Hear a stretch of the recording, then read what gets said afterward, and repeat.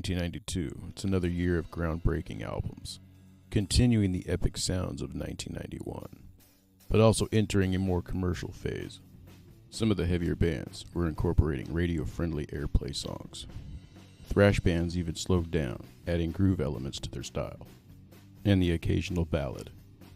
Let's kick this off with Megadeth, Countdown to Extinction. After releasing a back catalog of thrashers, with some well-known tracks like Symphony of Destruction and Sweating Bullets. Some of their fanbase might have thought they sold out, but they were just diversifying their catalog to a wider audience. Also the fact that Max Norman produced the record and the record label Capitol at the time. This could be the reason why the album is such a masterpiece. Next up, we got Motorhead, with the album March or Die, with the late 80s not treating Motorhead very well in the record sales department, and winning a Grammy in 1991 for the album 1916. Yes, I forgot to mention it on the 1991 post. Oops. The album also features guest appearances by Ozzy Osbourne and Slash, and also features the song Hellraiser, which also appeared on Ozzy Osbourne's No More Tears album. The album features 3 different drummers, Phil Taylor, Tommy Aldridge, and Mickey D on several songs. This album also showed a diverse slab of songs, with a lot of blues and acoustic influences. Pantera, vulgar display of power. Their 6th album, but 2nd major release, evolving as a hair metal band, and in the 90s, evolving into a power groove sound, with thrash and hardcore elements. At this point, Pantera was actually getting heavier, when they should have actually been slowing down around this time. They obviously didn't give a fuck, and they had the balls to kick the music industry right in the fucking ass. Definitely something that needed to be done. And this album has all the elements of an underground release. Fast hardcore punk, thrash, sludge, even a few power ballads. This is probably the only band to get heavier and heavier and sell millions of albums. And we'll get to those another time. Up next, we have Black Sabbath with the album Dehumanizer, which features the Mob Rules lineup with Ronnie James Dio on vocals, bassist Geezer Butler, Vinny Appice on drums, and of course Tony Iommi on guitar. And it also features keyboardist Jeff Nichols as well. Probably one of the band's heaviest albums made, and the production's pretty raw. The track TV Crimes is also a single and a music video, and the alternate version of the song Time Machine is featured in the film Wayne's World. This is also the 3rd and final album Ronnie James Dio recorded with the band under the Black Sabbath name.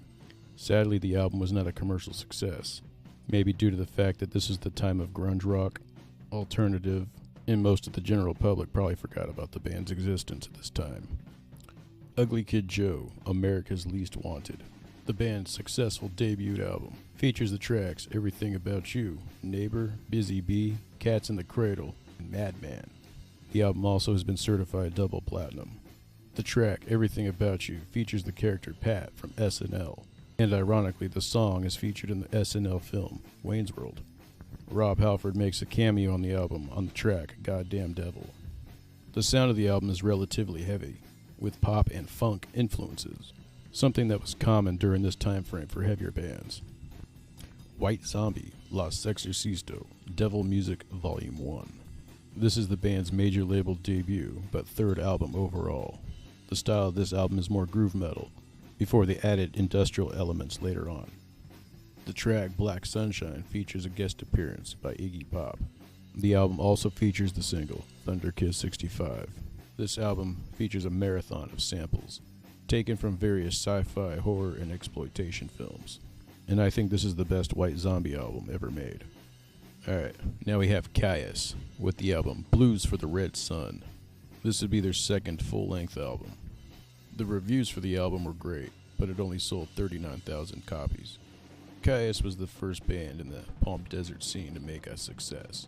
The band's lineup featured vocalist John Garcia, drummer Brant Bjork, guitarist Josh Homme, and bassist Nick Oliveri. Each band member made solo records and formed new bands, the most notable one being Queens of the Stone Age featuring Josh Homme and Nick Oliveri.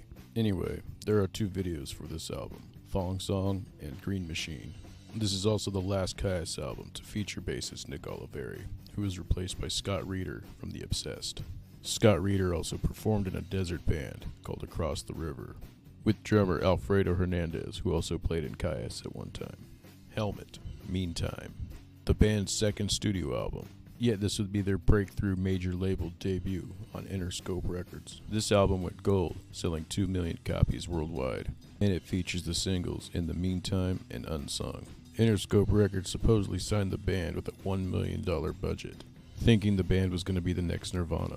In my opinion, this is the best album Helmet put out. Alice in Chains, Dirt, another band to release a second album in 1992. This album has been certified quintuple platinum by the Record Industry Association of America. This would be the band's highest selling album ever. This is also the last album to feature the band's original lineup, with the departure of bassist Mike Starr leaving the following year. This album also features 5 hit singles, such as Wood, Them Bones, Angry Chair, Rooster, and Down in a Hole, all featuring music videos for these songs as well. Tom Araya from the band Slayer appears on the track Iron Gland. The album is also produced by Dave Jourdain, which I admire a lot of his work. Thank you for checking out Mean Street Journal. Until next time, don't forget to subscribe, leave a thumbs up, and ring the bell. Please and thank you. Check out Mean Street Journal on YouTube, Spotify, Instagram, Facebook, and Twitter. TeePublic also carries Mean Street wear for offensive apparel. Check it out. See ya.